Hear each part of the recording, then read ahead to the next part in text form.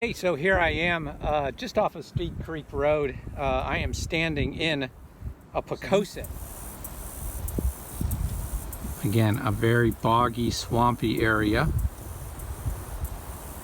You can see that there are some trees growing in this area. These are not longleaf, these are the pond pines.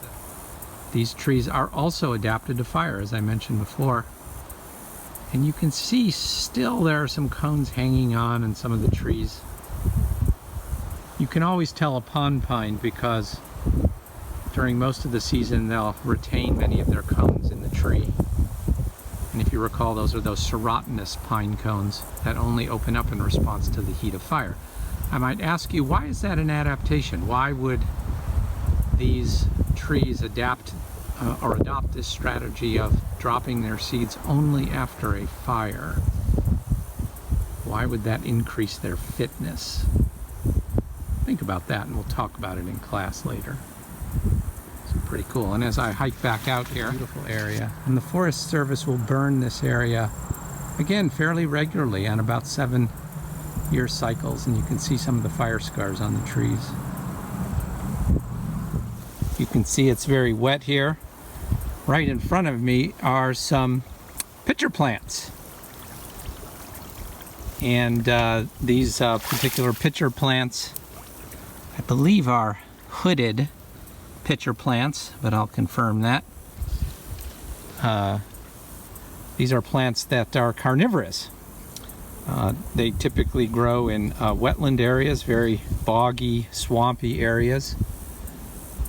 And does anyone know what I mean by a carnivorous plant? And so these plants do eat. They eat insects. Those insects crawl into the tube of the plant. See if we can look down into one here. See, they crawl into that tube. There are little hair-like projections inside, kind of sticky, keep them from crawling back out.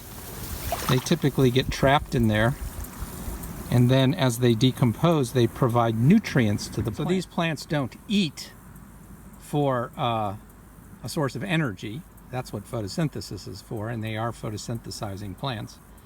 They eat to supplant their nutrients, which are in low concentration in these boggy soils. So nitrogen nutrients and other positively charged cation nutrients tend to get leached from these soils very quickly.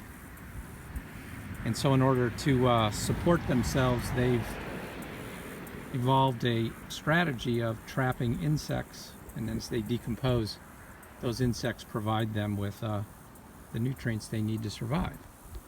Absolutely. I'm going to take one of these old ones here, bring it back with us.